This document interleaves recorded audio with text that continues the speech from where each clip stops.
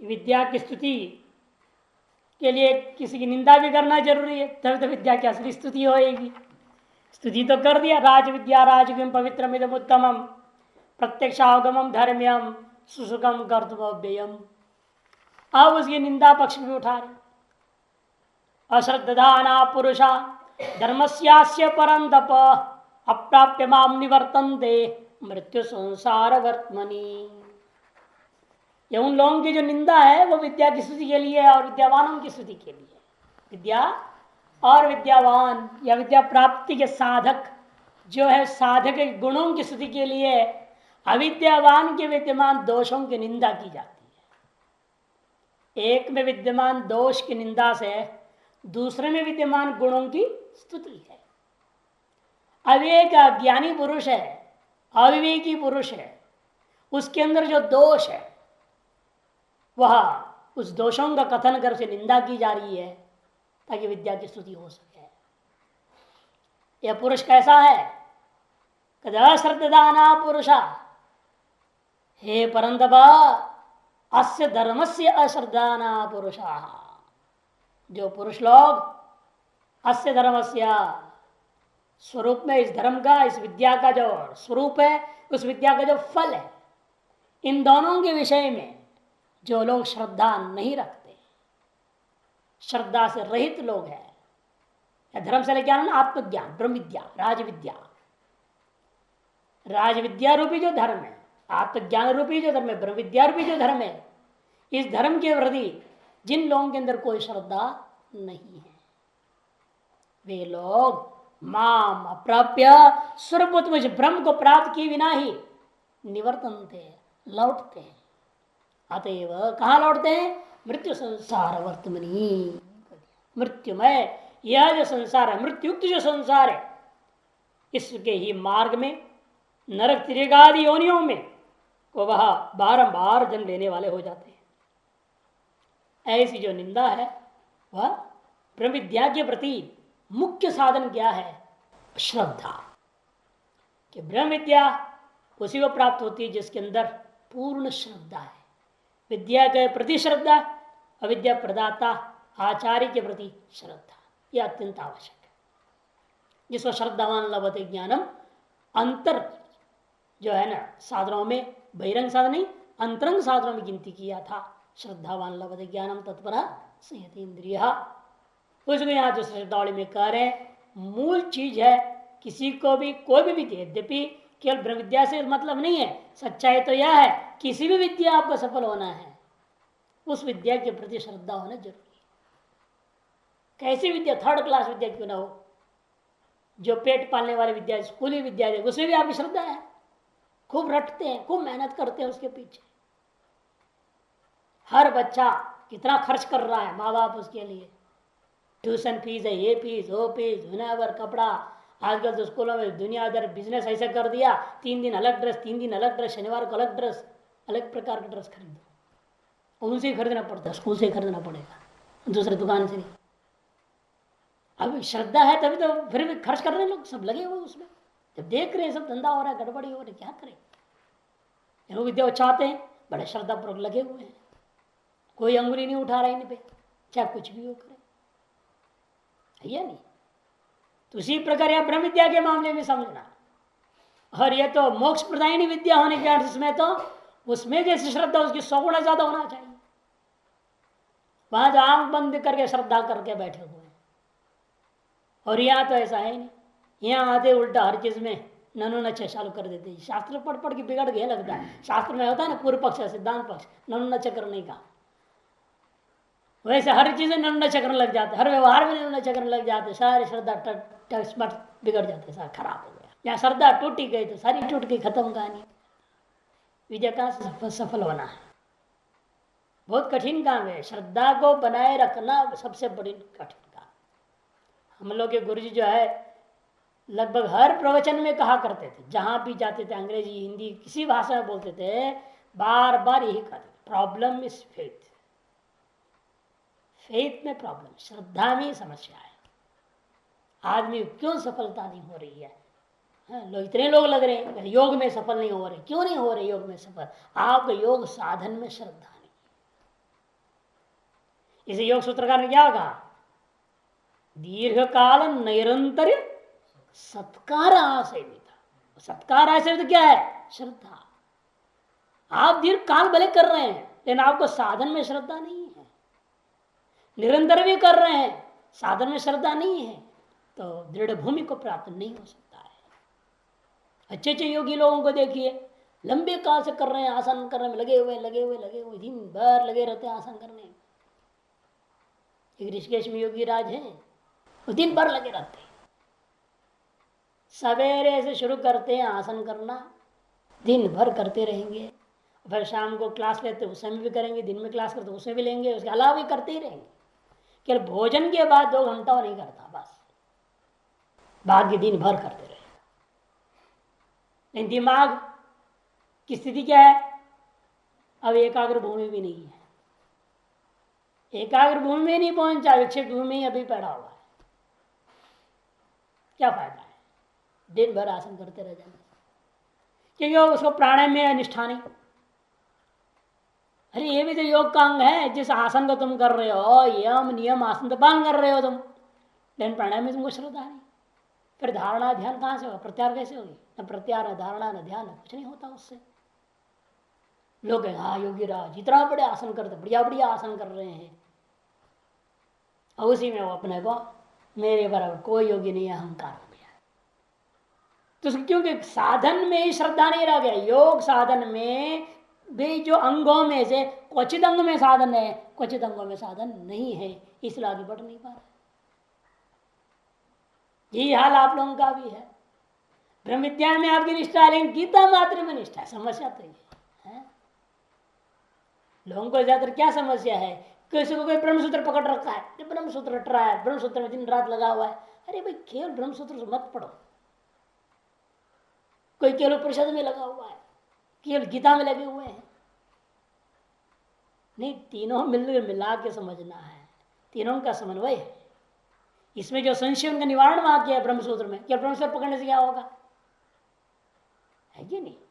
ये तो स्मृति है, गीता श्रुति है, उपनिषद दर्शन प्रस्थान है, तीनों को मिला करके ब्रह्म विद्या परिपक्व ज्ञान प्राप्त होएगा, केवल एक से तो होने वाला है नहीं।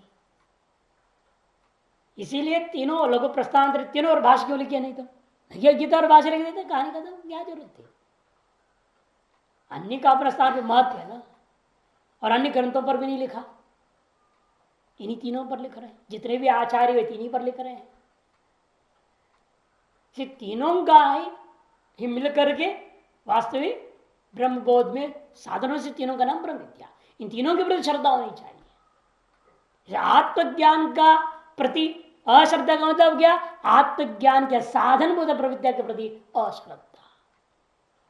ऐसे जो पुरुष है वे मुझे प्राप्त नहीं करते का मतलब मेरा जो निर्गुण निराकार स्वरूप विशुद्ध स्वरूप को प्राप्त नहीं कर सकते, सच्चिदानंद रूपता को प्राप्त नहीं करते, किंतु इस मृत्यु युक्त जो संसार में ही बारंबार प्राप्त होते हैं। वर्तमनी मार्गे संसार मार्गे नरक तिर्यादि योनौ इत्यर्थ।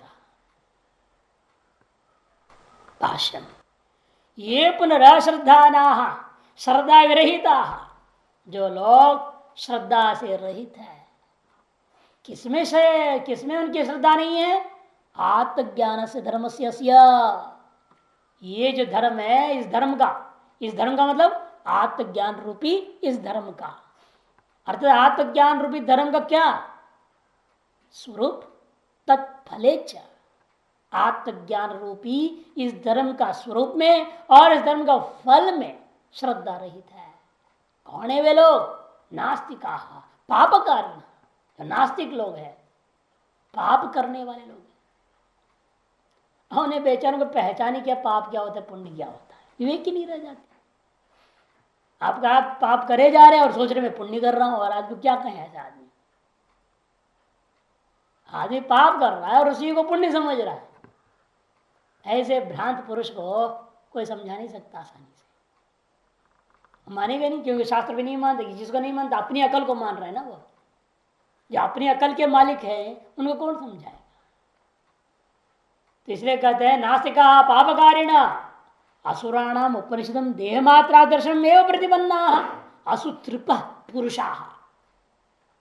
इतनी सारे विशेषण दे रहे हैं यहाँ पर भाष्यकार अश्रद्धान की व्याख्या में। वे नास्तिक है, पापकारी है।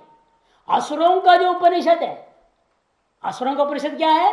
देहमात्र को आत्मा मानने वाले लोग हैं, देहमात्र को आत्म रूपी दर्शन करने वाले लोग हैं। दर्शन में प्रतिपन्ना, उसी के शरणागत, उसी को प्राप्त है। असुत्रिपा अपने प्राणों को, पंच प्राणों को तृप्त करने वाले लोग। असून तृप्यंती ये ते असुत्रिपा। असु कहते हैं प्राण, इन इंद्रियों को और पंच प्राणों को ही तृप्त करने में दिन रात लगे हुए हैं। ऐसे जो पुरुष, हे परंतप, संबोधन बहुत सुंदर है यहां पर। जैसा तुम अपने लौकिकी शत्रु सबको मार के, तपा करके विजय को प्राप्त करने में समर्थ हो, उसी प्रकार की जो आध्यात्मिक शत्रु है तुम्हारे अंदर में विद्यमान जो शत्रु है, कौन? अश्रद्धादि शत्रु, इनको भी तुम तपाते हुए ब्रह्म ज्ञान में श्रद्धा रूपी विजय को तुम प्राप्त करो, तार्श प्राप्ति के तुम योग्य हो, इस बात को संकेत करने के लिए संबोधन देते हैं, हे परंतप।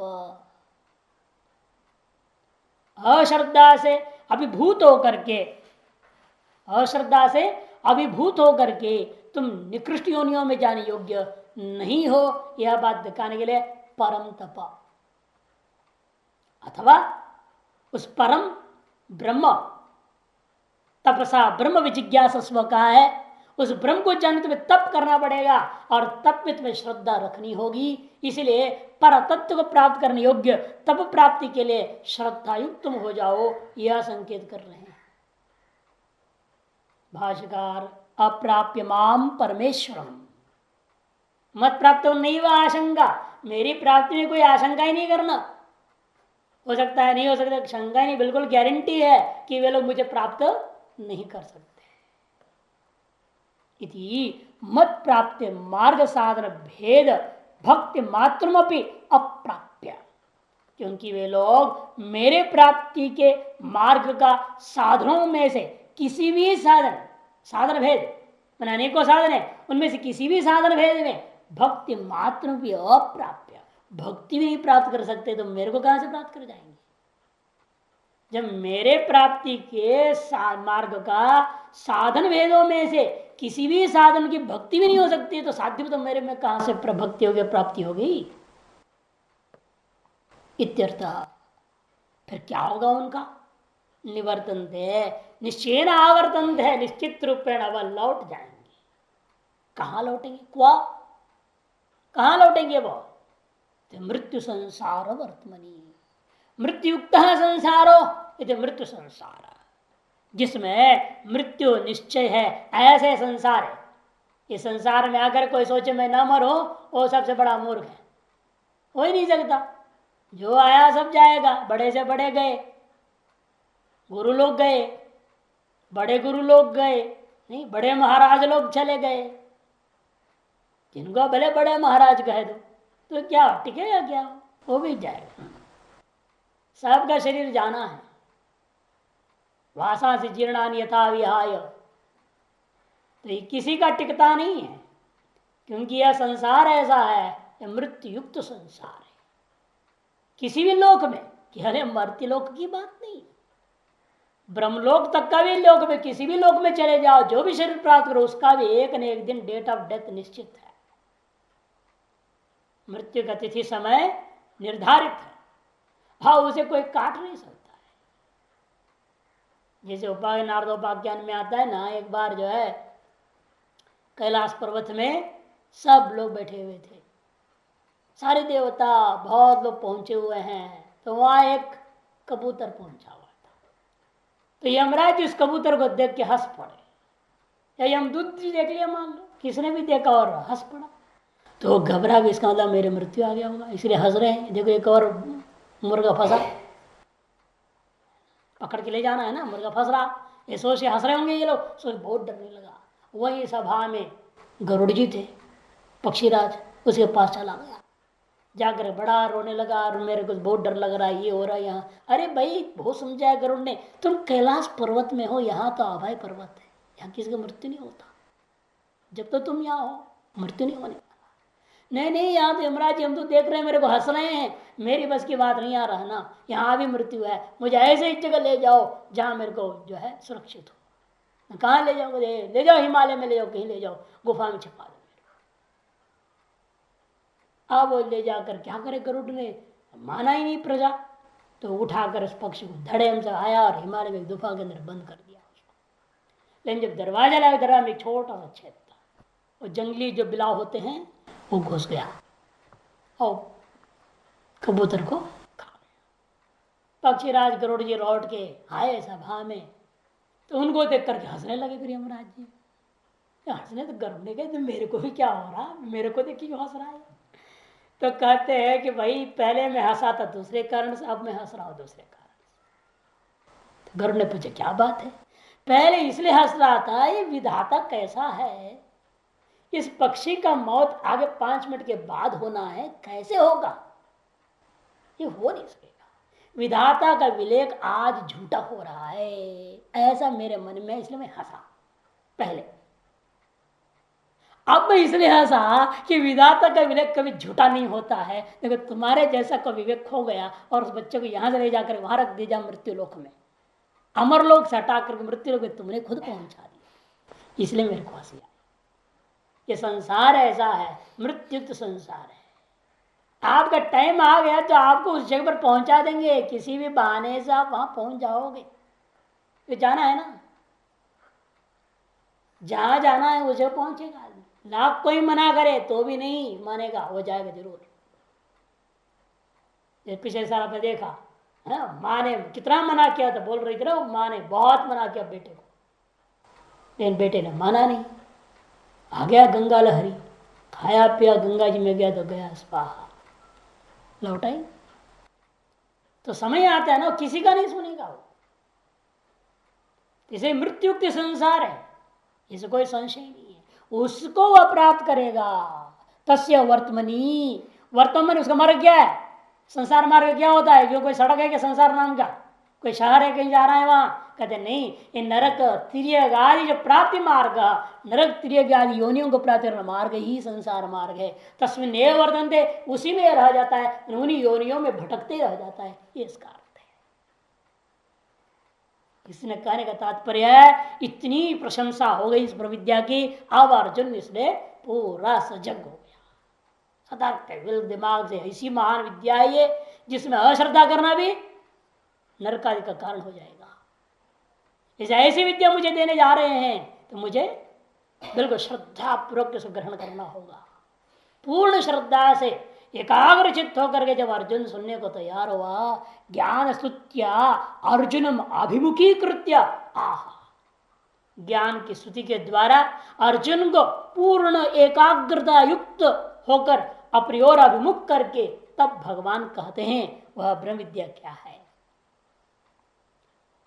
मया ततम इदं सर्वं जगद व्यक्त मूर्तिना मस्थानि सर्वभूतानि न चाहं तेष्वस्थितः। मया ततम इदं सर्वं, मेरे द्वारा, इदं सर्वं जगत ततम, ये संपूर्ण जगत को मेरे द्वारा व्याप्त कर लिया गया है। किन रूपेण? अव्यक्त मूर्तिना, न व्यक्ता मूर्ति में स्वरूपम यस्या, जिसके स्वरूप व्यक्त नहीं है, ऐसे अव्यक्त स्वरूप से मैं व्याप्त कर रखा हूं। व्यक्त स्वरूप से तो व्याप्त हो नहीं सकता है ना, क्योंकि जो भी व्यक्त स्वरूप होगा परिच्छिन्न होगा। तो अव्यक्त स्वरूप ही अपरिच्छिन्न स्वरूप है, उसके द्वारा ही व्याप्ति हो सकती है। इसलिए अव्यक्त मूर्तिना, नहीं है व्यक्ति, व्यक्त है स्वरूप जिसका, ऐसा जो अव्यक्त मूर्ति है स्वरूप है, उसके द्वारा मैं मैंने कारण रूपेण, कार्य रूपेण होना ही अभिव्यक्ति है। जैसे मिट्टी में घड़ा अभिव्यक्त हो गया तो सब क्या हो गया? वह कार्य रूपेण अभिव्यक्त तो परिच्छिन्न हो गया। और मिट्टी क्या है? सकल कार्य दृष्टिया अपरिच्छिन्न है, क्योंकि अभी उसमें कोई भी कार्य की अभिव्यक्ति नहीं हुई है। तो अनभिव्यक्त अवस्था कारण अवस्था, अर्थात कारण रूप है। सीधे सीधे कहो तो कारण रूप से मैं संपूर्ण जगत रूप कार्य को व्याप्त कर बैठा। उसी प्रकार से कारण रूपा धागा इस पूरे कपड़े को व्याप्त कर लिया है, कारण रूपा मिट्टी पूरे घड़े को व्याप्त कर लिया है, कारण रूपा सोना पूरे आभूषण को व्याप्त किया हुआ है। उसी प्रकार से कारण रूपी ब्रह्म संपूर्ण जगत रूप कार्य को व्याप्त कर बैठा है। अतएव जैसे कारण में ही कार्य होते हैं, है ना, कार्य में कारण, उल्टा नहीं, कारण में ही कार्य होता है, उसी प्रकार मत स्थानी सर्वभूतानी, मुझ में ही सकल भूत व्याप्त कर विराजमान है। अतएव न तेषु अहम अवस्थितः, इसे मैं उनमें नहीं हूं।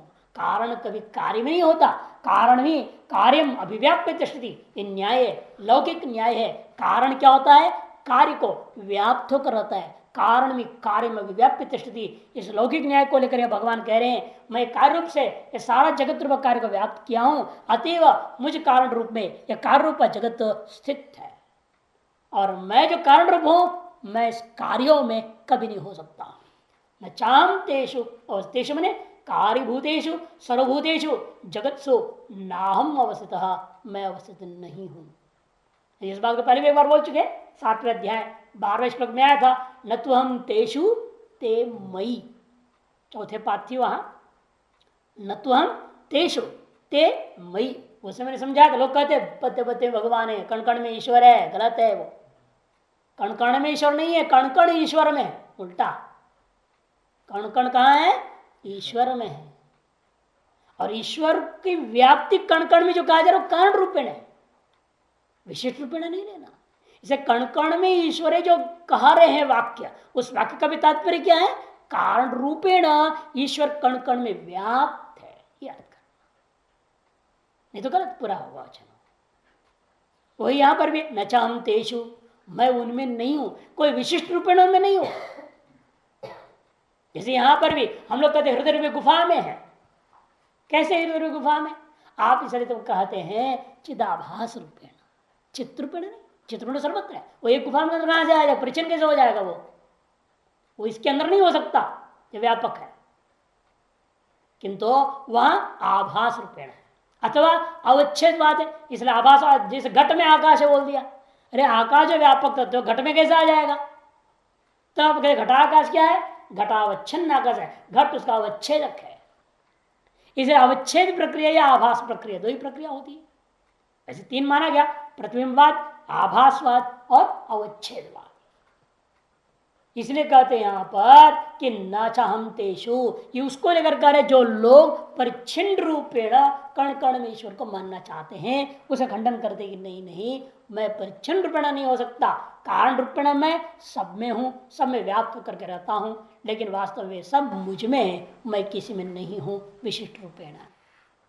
इसी से श्रुति भी अनेकों श्रुतियां हैं, यतो वा इमानि भूतानि जायन्ते ये न जातानि जीवन्ति यत् प्रेन्त विषम विशन्ति तद विजिज्ञासस्व तद ब्रह्मेति, तैत्तरीयोपनिषद 3:1 में। क्योंकि पहले भी अहम सर्वस्व जगतः प्रभव प्रलयस्तथा, 7वां अध्याय में आया था ना, 6वां श्लोक, जिसकी या दूसरे शब्दों में कह दिया मैं कारण होने के नाते मुझसे ये उत्पन्न है, यह जगत रूप कार्य मुझ में ही स्थित है, और अंत मुझ में ही लय होगा। 7वें अध्याय के बराबर हो गया ना, 7:6 के बराबर, अहम सर्वस्व जगत प्रभव प्रलय तथा आनंदाद्य खलिमानी भूतानि जायन्ते इत्यादि पर्यायों में बात तैत्तरीयोपनिषद में कहा है। पहले सामान्य का यथो वायुमानी भूतानि कह दिया, उसके बाद अन्नाद्य खलिमानी भूतानि जायन्ते, प्राणाद्य खलिमानी भूतानि जायन्ते, है ना, अन्न प्राण मैंने अन्नमय कोश, प्राणमय कोश, मनोमय कोश, ज्ञानमय कोश, आनंदमय कोश को लेकर अंत में कहा आनंदाद्य खलिमानी भूतानि जायन्ते, सैषा भार्गवी वारुणी विद्या, ये सब तैत्तरीयोपनिषद में आया हुआ है, 3:6 में, नीलकंठ में सब दिया है। इसी पर यहां पर भी सप्तम अध्याय भूमि रापन लो वायु 7:4 में कहा था, और 7:6 में अहम सर्व जगत प्रभव प्रलय था, पहले भी कहा। और यहाँ भी 9:2 में इसकी स्थिति करते हुए कहा राज विद्या राजगुह्यम इत्यादि शब्द स्तुति भी किया हुआ है। अतः सब परब्रह्म का एक प्रकरण है, वो भी लेकिन कार्यकारण भाव को लेकर के, कार्यकारण भाव रहित विशुद्ध ब्रह्म की प्रकरण नहीं है। यहाँ पर भी अभी कारण ब्रह्म ईश्वर भाव को लेकर के कहा जा रहा है, सर्वव्यापक ईश्वर भाव को लेकर के। भाष्यम मया मम यह परो भाव मेरा जो पर भाव है, निर्विषय निर्गुण निराकार निष्क्रिय निष्कल निरवय इत्यादि शब्दों से जो कहा जाता है वह विशुद्ध भाव, तेना उसके द्वारा प्रथम व्याप्तम व्याप्त है। कैसे? सर्वम इदम, किसको व्याप्त किया आपने? सर्वम इदम जगत। किस प्रकार से किया कि निर्गुण भाव से तो व्याप्ति नहीं कहा जा सकता, तब कहते अव्यक्त मूर्ति ना, अव्यक्त मूर्ति से। अव्यक्त मूर्ति से का मतलब न व्यक्ता मूर्ति ही मने स्वरूपम यस्य मम स्वहम अव्यक्त मूर्ति ही तेन मया अव्यक्त मूर्तिना कारण अगोचर स्वरूपेण इत्यर्थ। कहते जगत अव्यक्त न व्यक्ता मूर्ति स्वरूपम यस्य, व्यक्त नहीं है मूर्ति में स्वरूप जिसका, ऐसा जो मैं उस मुझको कहा जाता है स्वहम अव्यक्त मूर्ति ही तेना मया अव्यक्त तादृश मेरे द्वारा अव्यक्त मूर्ति के द्वारा उन्हें कर्ण अगोचर स्वरूप, कारण अगोचर नहीं, पाठ गलत है उसका बना लो, कर्ण अगोचर स्वरूपेण। कारण अगोचर है ना, कारण अगोचर नहीं, कर्ण अगोचर बनाओ उसको।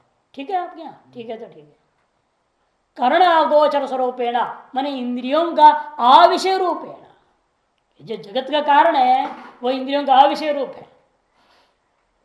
बल्कि स्थिति ऐसा हो जाता है कि संसार में भी जब आप कार्य को देखने लग जाते हो, कारण भाव को कौन देखता है?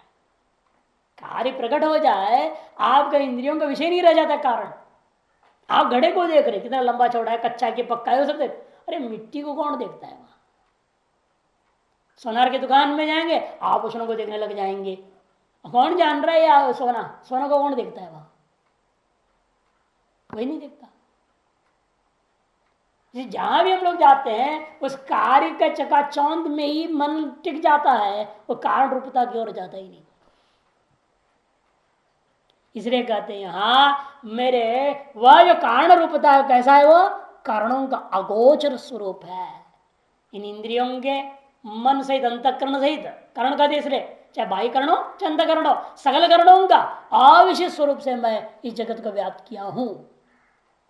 तस्मिन मयी अव्यक्त मूर्तो, ऐसा मेरा वह जो अव्यक्त मूर्ति स्वरूप है, कारण स्वरूप है, उसी में स्थितानी इति मत्स्थानी, मयी स्थितानी इति मत्स्थानी, सबके तत्पुरुष समास किया यहां, इसलिए भाष्यकार ने मयी मत्स्थानी की व्याख्या कर दिया। मयी अव्यक्त मूर्त स्थितानी इति मत्स्थानी सर्वभूतानी, सर्वभूतानी से कहां तक लेना? ब्रह्मादीनी स्तंभ पर्यंतानी, ब्रह्मा जी से लेकर के कीट पर्यंत सारे के सारे को लेना पड़ेगा, सबको ले लो। इतना ही नहीं कहते हैं, लेकिन नहीं निरात्मकम किंचित भूतम, क्योंकि आत्मा से रहित कोई भूत हो तो बताओ। इस संसार में कोई ऐसा चीज नहीं, न विद्मस्तत्तम, मैंने सूत्र में है ना, ऐसा कोई तत्व में नहीं जानता, यद तुम न भवसी, जो आप नहीं है। ऐसा कोई कपड़े का हिस्सा नहीं जहां तंतु ना हो, धागा ना हो, धागा रहित कपड़ा दिखाओ, कैसे दिखाओगे? सोने रहित आभूषण दिखाओ तो कैसे दिखाओगे? है ही नहीं, हो नहीं सकता।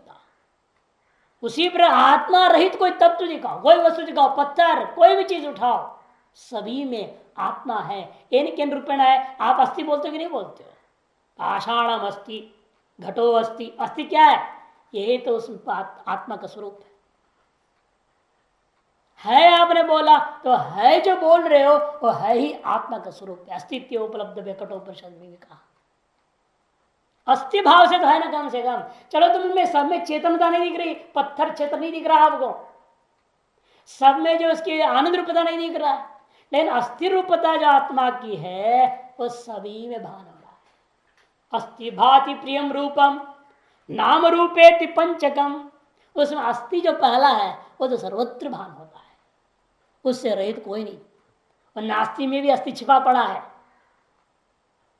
या नास्ति बोलोगे तो न के साथ अस्थि है ना वहां, इसे आत्मा रहित अभाव भी नहीं है। आप क्या अभाव भी बोलते क्या? और घटाभाव अस्थि, वहां भी अस्थि जोड़ना पड़ता है ना। इसे कोई भी तत्व हो, चाहे भावात्मक चाहे अभावात्मक, सकल में तत्व आत्मा के बिना हो नहीं सकता। इसे नहीं निरात्मकम किंचित भूतम व्यवहाराय अवकल्पते, व्यवहार के लिए कोई ऐसा आप कल्पना नहीं कर सकते जो निरात्मक कोई भूत तत्व हो। अतो इसलिए मैं कहता हूं मत स्थानी मया आत्मना आत्मत्वेन स्थितानि,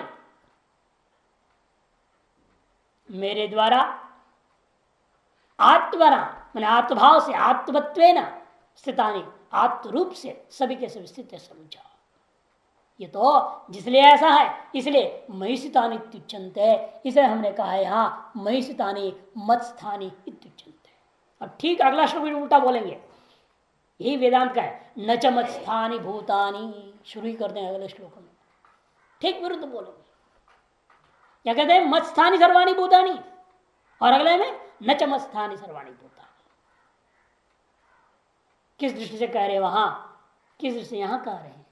यह है कारण दृष्टिया, कारणात्मना मुझ में सब है, और स्वरूप दृष्टिया परमार्थ दृष्टिया मुझ में कुछ भी नहीं। परमार्थ दृष्टिया जगत पैदा ही नहीं हुआ। जगत कहां पैदा हुआ? अज्ञानी को दिख रहा है इसलिए कहना पड़ता है, अरे तुमको दिखाई दे रहा है तो फिर एक माया नाम की चीज मान लो, और माया जो है ब्रह्म को आवृत कर दिया है, और उस माया ने सर जगत को पैदा करके तुमको दिखा रहा है।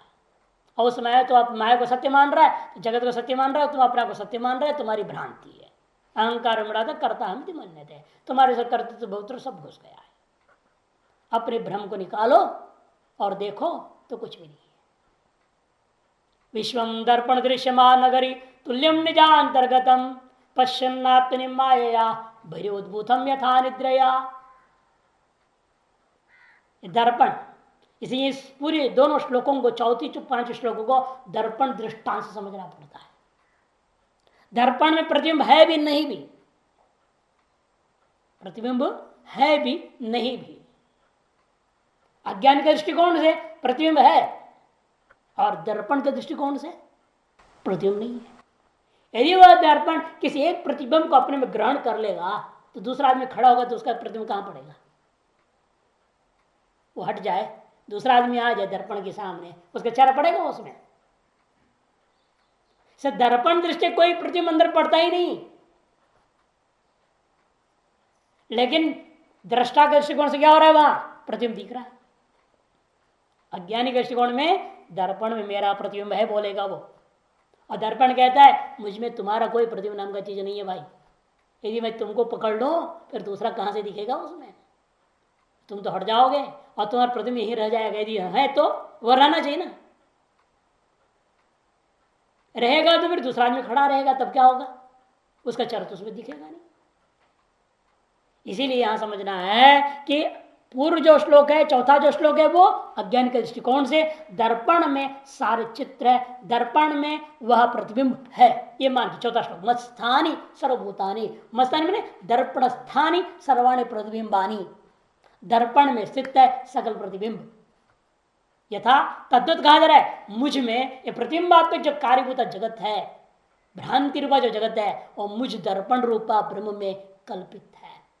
इस कारण में कार्य कल्पित है। ज्ञान में क्या टिका? कारण ही तो टिका रहता है। घड़ा बना, क्या हुआ? घड़ा फोड़ दो फिर मिट्टी, मिट्टी सत्य हो ना, मृत कहते हो सत्यम। बीच में क्या था? घट हो झूठा था। कारण ही सत्य है, कारण कार्य असत्य है, प्रतिबिंब असत्य है। मुझ में प्रतिबिंब रूपा सारा जगत कल्पित है। ज्ञान के दृष्टिकोण में कह रहे मत्स्थानि सर्वभूतानि, चित्र दृष्टिया प्रतिबिंब दृष्टिया ये व्यवहार हो रहा है कि प्रतिबिंब कहां है? दर्पण में है। कौन कहता है? ये अज्ञानी कहता है। विवेकवान पुरुष कहेगा दर्पण में नहीं है, तुमको दिखता है केवल ऐसे कांच में झूठे। दर्पण में प्रतिबिंब रह जाए फिर दूसरा प्रतिबिंब पड़ेगा ही नहीं। इस दर्पण में नहीं है। वो अगला श्लोक में कहेंगे इसे, न चमत्स्थानि भूतानि परमार्थ दृष्टिया, पारमार्थ दृष्टिकोण से और ये व्यावहारिक दृष्टिकोण से कहा जा रहा है। इसलिए भाष्यकार ने लाया था ना, व्यवहाराय नहीं अवकल्पते, आत्मा के बिना कोई भूत का व्यवहार के लिए आप अवकल्पना नहीं कर सकते। इसलिए कहा जाता है मस्तानी मया आत्मना आत्मत्वेन स्थितानि, मेरे आत्मस्वरूप से मैं आत्मवान होकर के इन सब में स्थित है, सब मुझ में स्थित है, ऐसे समझो। अतो मई स्थितानि उच्यते उच्यते, इसलिए सब क्या हो गए? आत्मत्वेन, आत्मवान हो गए। मेरे वजह से ये सब क्या हो गए? आत्मवान हो गए हैं। मूर्ख आत्मस्वरूप से ये सारे के सारे दृश्य आत्मवान हो गए, अतः कहा जाता है ये मुझ में विद्यमान है। तेषाम भूतानाम अहमेव आत्मा, कहने का मतलब इन सकल भूतों का आत्मा मैं ही हूं। इत्यतः तेषु स्थिति, इसलिए कहा गया इत्यतः तेषु इति मूढ़ बुद्धि नाम अवभासते, आ गया ना। चल मूढ़ बुद्धि वाले क्या कहते हैं? शरीर सभीयों में आत्मा है, ओ हमारी माँ की आत्मा चली गई, हमारे पिताजी की आत्मा चला गया, हो गया उधर स्वर्ग चला गया। अरे किसी की आत्मा किस शरीर में थोड़े था, वो भ्रम। सुख शरीर जाता है तो अब आत्मा जाता है, कह दिया। जैसे घड़ा को यहां से वहां ले जाओ तो आकाश चला जाएगा यहां से वहां, यदि आकाश वहां से वहां क्या रहेगा? फिर मुझे क्या रहेगा? घट के साथ उतनी देश आकाश में निकल जाएगी, फिर वो क्या रहेगा? आकाश नहीं होना चाहिए, तो ठोस हो जाना चाहिए, दीवार बन जाना चाहिए, कुछ बनना चाहिए ना, क्या आर पार ना हो सके आप, ऐसे कुछ नहीं होता। तो घट जाता है, घटाकाश जान के व्यवहार भ्रांति से लोग कर देते हैं था, तथा यहां पर भी सुख शरीर जाने से आत्मा में जाने का व्यवहार करते, वास्तव में तेषु आत्मा नास्ति। इसे कहते हैं मूढ़ बुद्धि नामो भासते तेषु स्थित इति, इन सकल भूतों में आत्मा है, वो आने जाने वाला है, ये सारी बातें मूढ़ बुद्धियों को भाषित होता है। इसलिए यथार्थ क्या है? फिर अतो ब्रवीमि नचाम तेषु भूतेषु अवस्थितो अस्मि मूर्तवत्, इसलिए मेरा कहना है मैं इन भूतों में अवस्थित नहीं हूं, मूर्त के समान। भद्रकुंड न्याय, जैसे कुंडे भद्राणी संति तथा सर्वेषु भूतेषु आत्मा अस्ति इति भ्रमएव।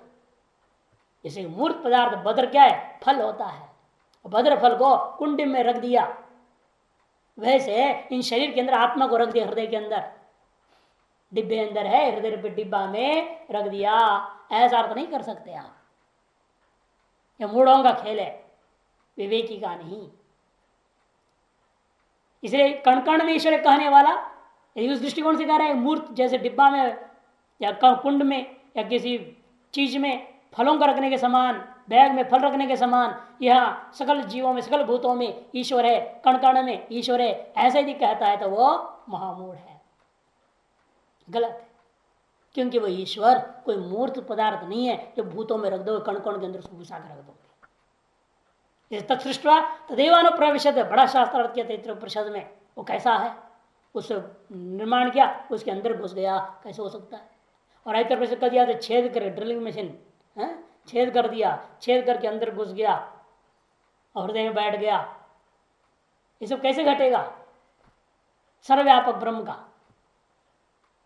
तब समझ आए, कहते ये सारी जो कल्पना प्रक्रिया की जो कल्पना है के लिए समझाने के लिए जो ब्रह्म वही तू है, बस इतना ये नहीं कि वास्तव में कोई घुस गया, छेद कर गया, अंदर प्रवेश कर गया। तो प्रवेश थोड़े किया है, प्रवेश ईव न तो प्रवेश एव, हो नहीं सकता प्रवेश। जैसे आकाश घट बनने के बाद उस घट में प्रवेश कर गया, प्रवेश कहां से करा,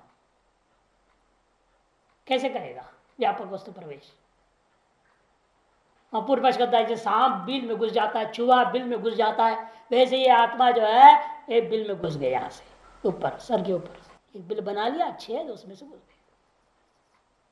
पूर्व पक्ष सब विचार करते हैं, वहां खंडन कर दिया कि ऐसा नहीं हो सकता है। ये सारी कल्पना जो की प्रक्रिया केवल समझाने के लिए जीवो ब्रह्मैव ना परा, तुम कोई अलग नहीं हो उससे, ये समझाने की तरीका थी। नचांतेषु भूतेषु अवस्थितो मूर्तवत् संश्लेष भावेन आकाशस्यापि अंतरतमो ही अहम, क्योंकि संश्लेष भावेन, क्योंकि इसका न संश्लेष होता है न वियोग होता है। मूर्त वस्तु का कहीं से संबंध होना है, वहां से वियोग होने की संभावना है। जैसे कुंड में बदरों का संश्लेष हुआ, बदरों का वहां से निकाल दो, वियोग हो गया। इस शरीर में आत्मा का संश्लेष होगा और आत्मा का वियोग हो गया, व्यवहार होता। लेकिन वास्तव में आत्मा का संश्लेष वियोग हो नहीं सकता है।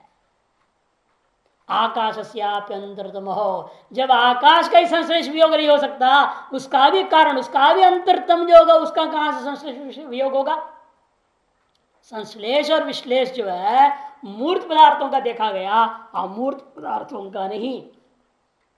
जैसे आकाश का ही संश्लेष विश्लेष नहीं हो सकता कहीं भी, तो आकाश से भी अंतरतम, आकाश का भी जो कारण है, उस आत्मा का संश्लेष विश्लेष कैसे हो सकता है? इसलिए कहते हैं आकाश से अंतरतम हो ही हम के सर्वोपनिषद, एक उपनिषद है, उसके चौथे मंत्र में लिखा आकाशवद सर्वगतश्च नित्यः। आकाश के समान कह दिया इसीलिए क्योंकि कारण को कार्य के सदा भेद व्यवहार सादृशता लेकर कह रहे हैं आकाश के समान यह आत्मा भी सर्वगत है, नित्य है। नहीं असंसर्गी वस्तु क्वचित आधे मावेन अवस्थितम भवति, क्योंकि जो कोई वस्तु असंसर्गी स्वभाव वाले, असंग स्वभाव वाला वस्तु है, वह किसी आधार में आधे भाव से, किसी आधार में आधे भाव से अवस्थित नहीं भवति, अवस्थित नहीं हो सकता है। संसर्गी वस्तु हो सकता है ना, जो संसर्ग मतलब क्या? परिच्छिन्न वस्तु। कोई परिच्छिन्न वस्तु हो वह किसी न किसी आधार में आधे भाव से उसको रखा जा सकता है। और जो संसर्गी नहीं है, जो परिच्छिन्न नहीं है, ऐसा असंसर्ग अपरिच्छिन्न जो वस्तु है, सर्वव्यापक वस्तु है, उसको किसी आधार में आधे भाव से अवस्थित कहना संभव नहीं है। इसलिए मैं रही आप कण कण में ईश्वर कहने के जो कहते हैं वह आधार आधे भाव से कह रहे हैं तो गलत। कण आधार है, उस आधार में ईश्वर रूप आधे भाव से उपस्थित हो गया है। ये शरीर आधार है, उसमें हृदय की गुफा में उस आधार में आधे भाव से ईश्वर को बना दिया, तब तो गलत है। जैसे कण कण में ईश्वर जो व्याख्यान है लोगों का, वह आधार आधे भाव से नहीं हो सकता। कार्य कारण भाव से कह रहा है सकल कार्यों में कारण व्याप्त है, से कण कण रूप कार्य में कारण रूपा ईश्वर व्याप्त है, ऐसा कहना चाहता है तो कोई आपत्ति नहीं।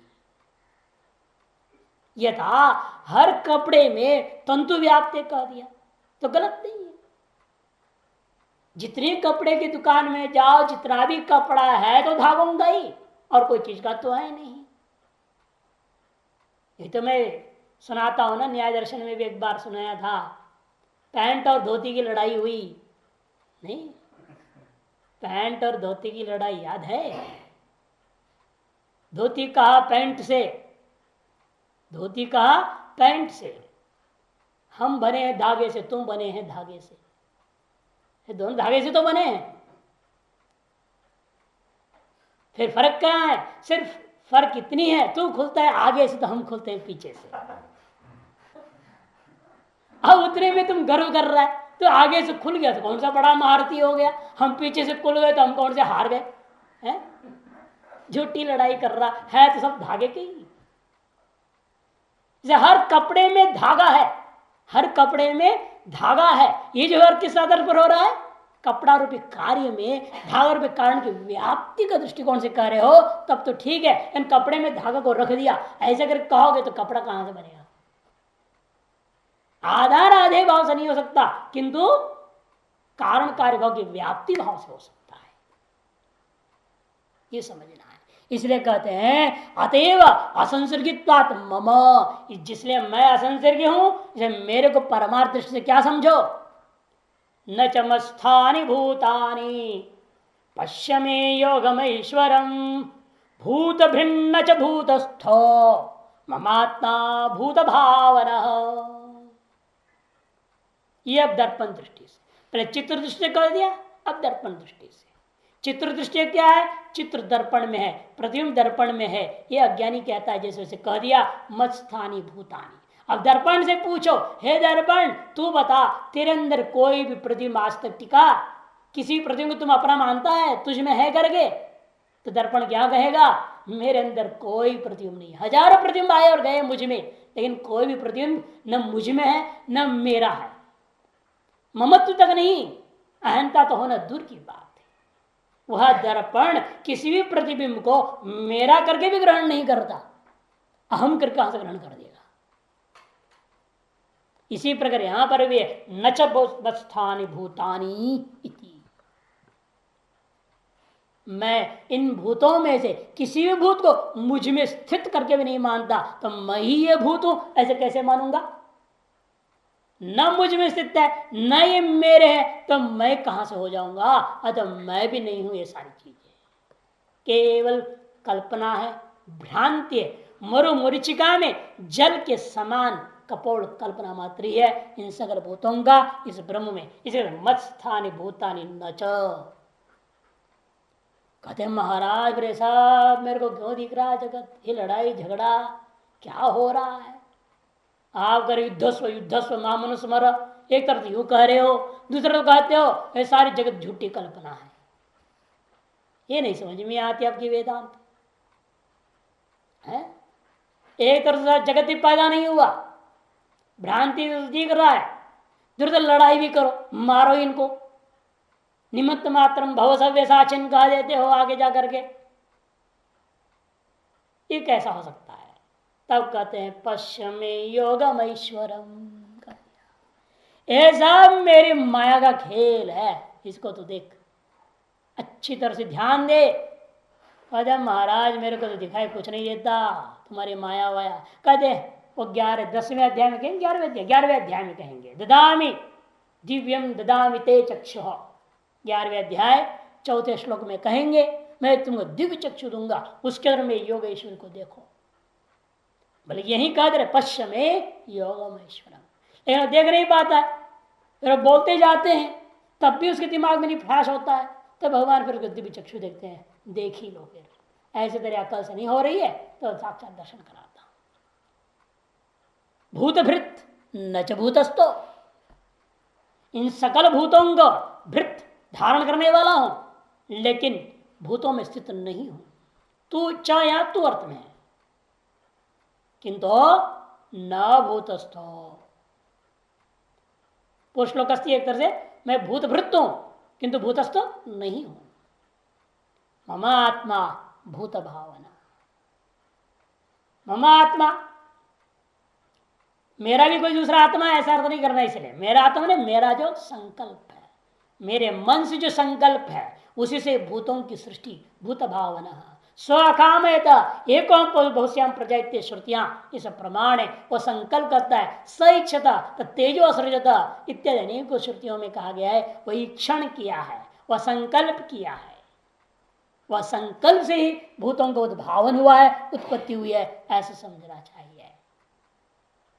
अतएव असंस्कृत मम न चमस्थान भूतानि ब्रह्मादीनी, ब्रह्मादि कोई भी भूत मुझ में स्थित नहीं है।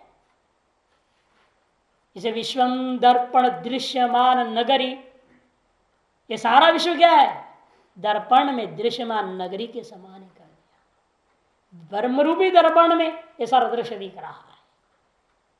आज दर्पण में वास्तव में दृश्य नहीं है, केवल चमत्कार है।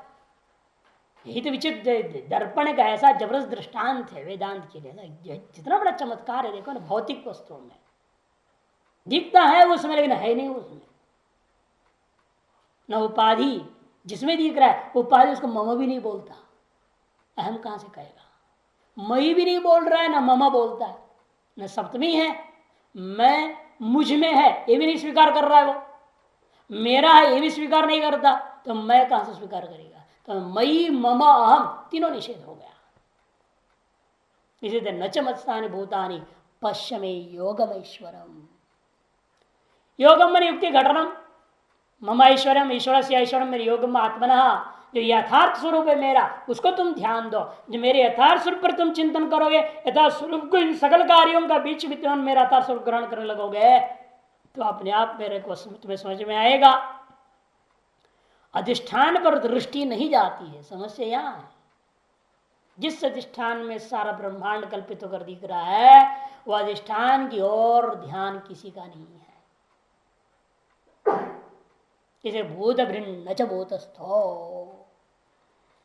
मैं भूतों का भरता हूं, भूतों को धारण करने वाला हूं भृत,